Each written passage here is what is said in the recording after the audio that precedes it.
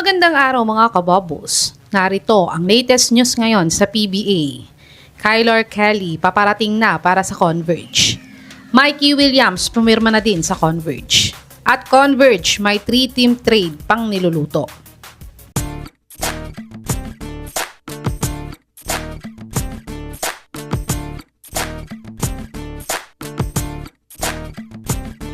Nagpahula nga ang Converge ng magiging import nila sa Commissioner's Cup last Tuesday. At isang source nga ang nagkumpirma na si Kyler Kelly nga daw ang kinakausap nilang player para maging import nila. At kanina nga lang ay kinumpirma na din ng Spin.ph na paparating na daw si Kelly para pumirma ng kontrata sa Converge. Si Kelly nga ay isang 7-footer big man ng NBA G League team ng Lakers na South Bay Lakers.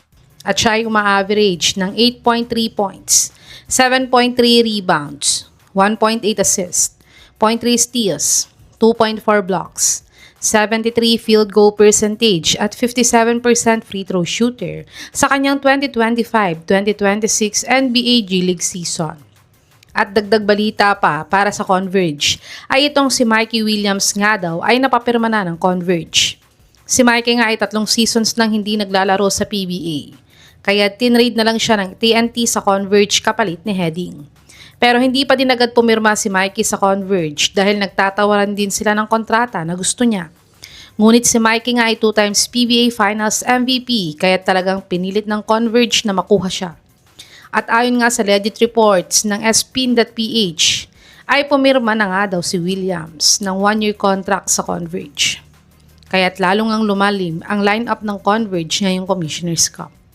At dagdag pa nga sa trade updates ng Converge ay may niluluto daw silang 3-team trade.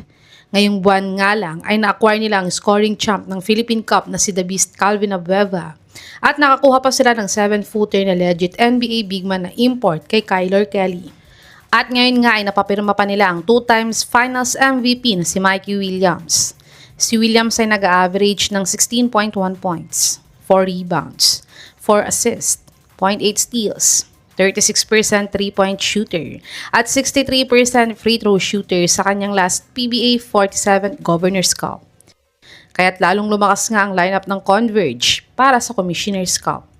Pero hindi pa nga tapos ang trade moves ng Converge dahil ayon nga sa source na to ay may niluluto pa nga daw silang 3-team trade sa NLEX at Meralco na magsisend sa kanila kay Jonel Policarpio at JV Mocon kapalit ni Shani Winston at Kevin Racal at ititrade naman ng Converge si Mocon sa Meralco kapalit ni Kurt Rison. At sa kapapasok nga na balita galing sa legit source na Spin.ph ay ipinasa na nga daw nila ito sa PBA Commissioner's Office at hinihintay na lang daw ang approval ni Kume. Sa tingin mga kababos, magcha-champion na kaya ang Converge pag makuha pa nila ang mga players na to sa Commissioner's Cup? I-comment niyo na po yan sa baba.